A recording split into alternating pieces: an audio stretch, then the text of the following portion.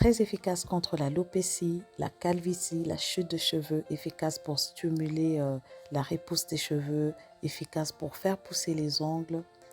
Bonjour tout le monde, bienvenue sur ma chaîne. Si c'est la première fois que vous tombez par ici, abonnez-vous pour ne rien rater. Sans plus tarder, on passe à la vidéo.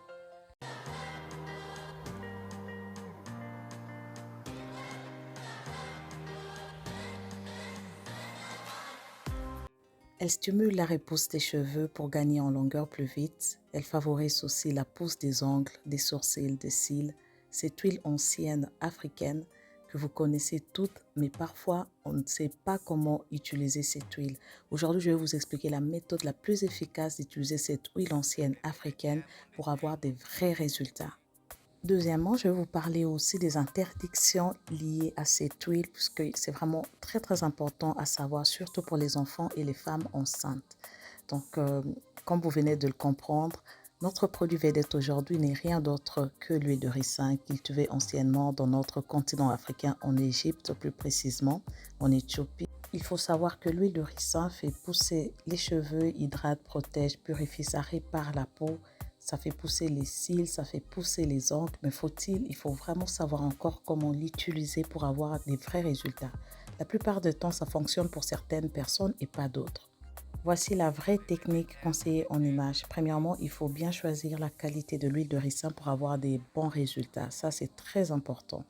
Après avoir fait le choix de votre huile de ricin, choisissez une huile légère de votre choix. Ça peut être l'huile d'olive, l'huile de pépins de raisin. Ça peut être vraiment l'huile que vos cheveux adorent en fait, mais que cette huile soit légère. Parce que comme vous le savez, l'huile de ricin est visqueuse, elle est grasse. Ça ne pénètre pas aussi facilement le cuir chevelu, surtout lorsqu'il s'agit de faire un massage du cuir chevelu. Raison pour laquelle vous constatez que ça fonctionne pour certains et ça ne fonctionne pas pour d'autres, parce que ça ne pénètre pas aussi facilement. Voilà, la fibre capillaire, ça ne pénètre pas aussi facilement notre cuir chevelu, et raison pour laquelle il faut mélanger 50% à l'huile de votre choix. Pour ma part, je choisis bien sûr l'huile de ricin d'abord comme premier élément. Je vais mettre 2 cuillères à soupe d'huile de ricin dans un récipient. Vous pouvez choisir un bol aussi pour faciliter les mélanges. C'est une technique très efficace parce que ces mélanges vont vous permettre d'obtenir une meilleure texture, plus facile à appliquer, plus pénétrante, et une texture qui va vraiment vous faciliter la vie parce qu'elle est vraiment visqueuse. Parfois, elle ne pénètre pas, elle reste sur la peau, elle reste sur les cuirs chevelus, ou elle reste, voire même sur les cheveux lorsque vous avez des cheveux à faible porosité. C'est vraiment très important. Il faut vraiment faire 50%. Si tu mets 50% de, je sais pas, 100 ml par exemple d'huile de ricin, tu dois mettre 100 ml aussi d'huile d'olive ou d'huile d'avocat ou d'huile de moringa. Pour ma technique, c'est vraiment 2 cuillères à soupe d'huile de moringa et 2 cuillères à soupe d'huile de ricin. Après avoir tout mélangé, je vais bien secouer la bouteille. Si vous avez travaillé dans un petit bol ou quoi, vous pouvez tout simplement, à l'aide de d'un fouet ou d'une cuillère ou une fourchette, peu importe, bien mélanger pour bien faciliter les mélanges.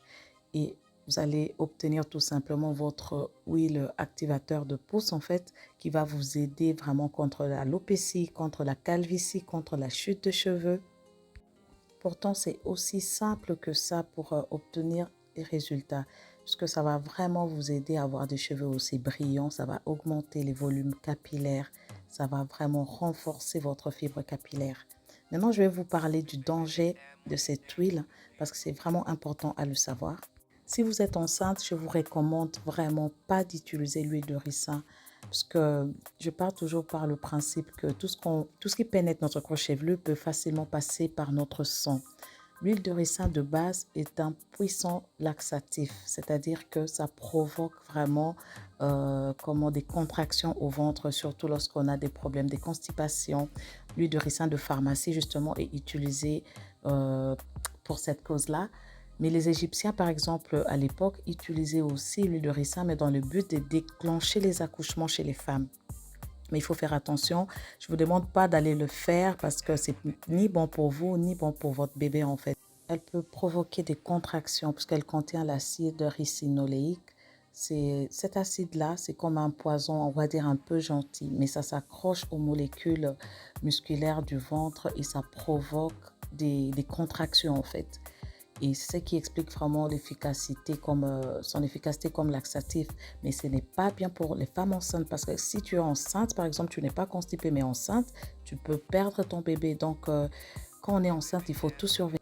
La mauvaise utilisation de l'huile de ricin peut être vraiment mortelle en fait. Donc, si vous abusez un peu, vous faites l'overdose, il faut faire très attention.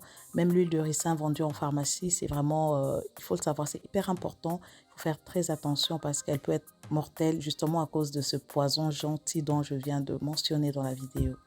Alors, voilà, là, notre huile est prête. Vous pouvez faire une cure d'1 mois à appliquer sur votre alopécie, sur votre calvitie, sur votre barbe, sur vos cils, sur vos sourcils, comme vous voulez. Et faites vraiment une cure d'1 mois en raison de 3 fois par semaine pour avoir des vrais résultats.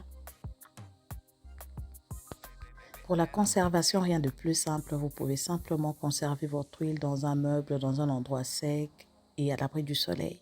Si vous connaissez d'autres techniques ou si vous avez déjà utilisé l'huile de ricin en ayant des résultats ou pas, n'hésitez pas de le mentionner en commentaire. Merci d'avoir regardé jusqu'à la fin. On se retrouve prochainement. Si tu as aimé, like la vidéo. Si tu as adoré, abonne-toi. À la prochaine.